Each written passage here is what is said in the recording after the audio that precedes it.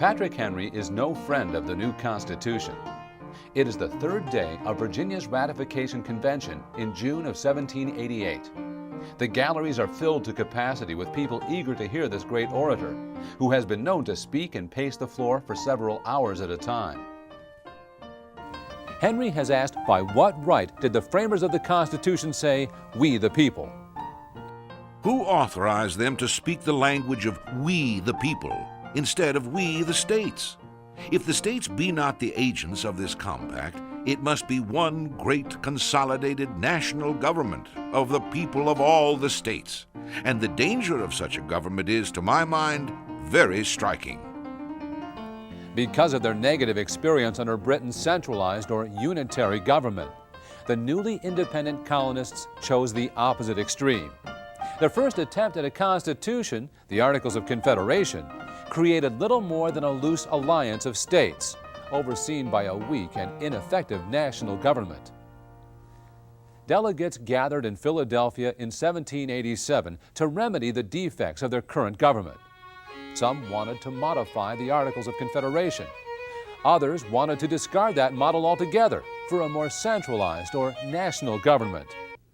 In the end, both sides got some of what they wanted. The government they designed would be both a union of the American people as a whole and a union of the states.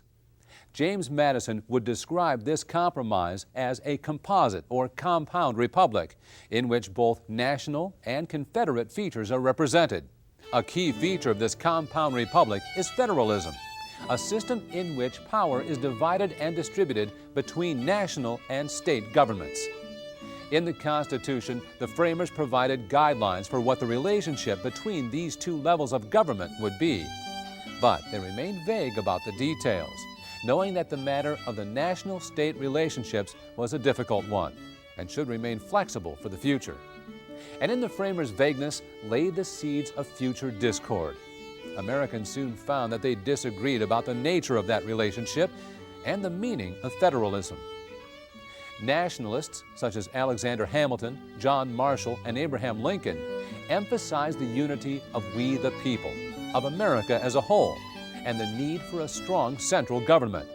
On the other hand, defenders of states' rights such as John C. Calhoun, Robert Hayne, and Jefferson Davis emphasized we the states and the limitations placed on the national government by the Constitution.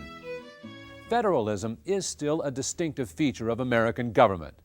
Though the balance of power has shifted over the last century in favor of the consolidated government that Patrick Henry feared, state governments continue to play an important role, meeting needs that only a government closer to the people can meet.